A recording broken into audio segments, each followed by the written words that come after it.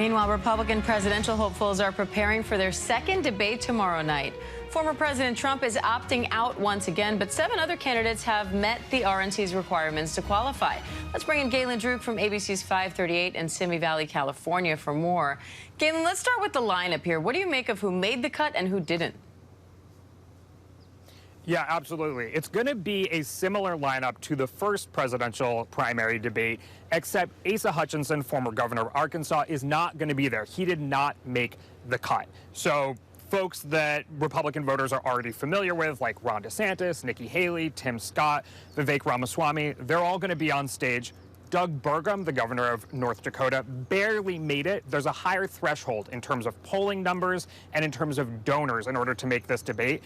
But this is what a primary is all about, winnowing down a big field to a significantly smaller field by the time that voters get to the polls, so that they're not trying to make heads or tails of, 15 different candidates.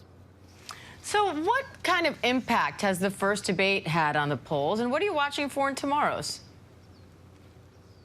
So the first debate did have an impact on the polls. It's important to say in all of this that Donald Trump still leads the pack on average with about 55% support. So that's a tough hill for any candidate challenging him to climb. But here's what we saw after the first debate. Vivek Ramaswamy had been rising in the polls, and he reached about 10% support nationally on average going into that debate.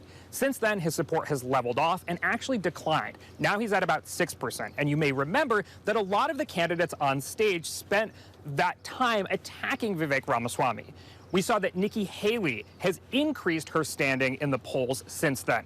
She was lauded for her performance on the debate stage that night. She's increased, doubled her support nationally from about 3% to about 6%.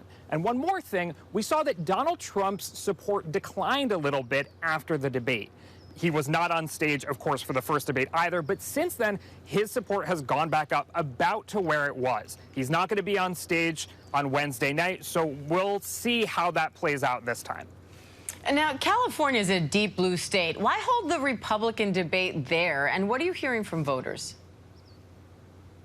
Yeah, so California is indeed a deep blue state, but interestingly enough, it has the most Republican voters of any state in the country, 6 million. And as a result, it has the largest say in who wins the Republican nomination.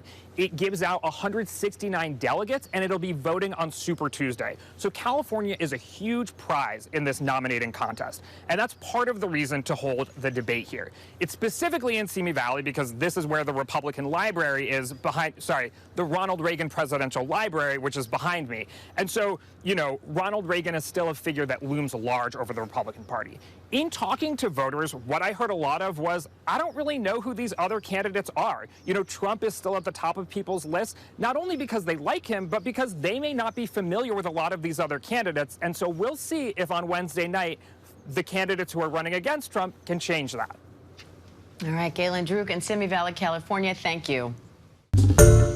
Hi, everyone. George Stephanopoulos here. Thanks for checking out the ABC News YouTube channel. If you'd like to get more videos, show highlights, and watch live event coverage, click on the right over here to subscribe to our channel. And don't forget to download the ABC News app for breaking news alerts. Thanks for watching.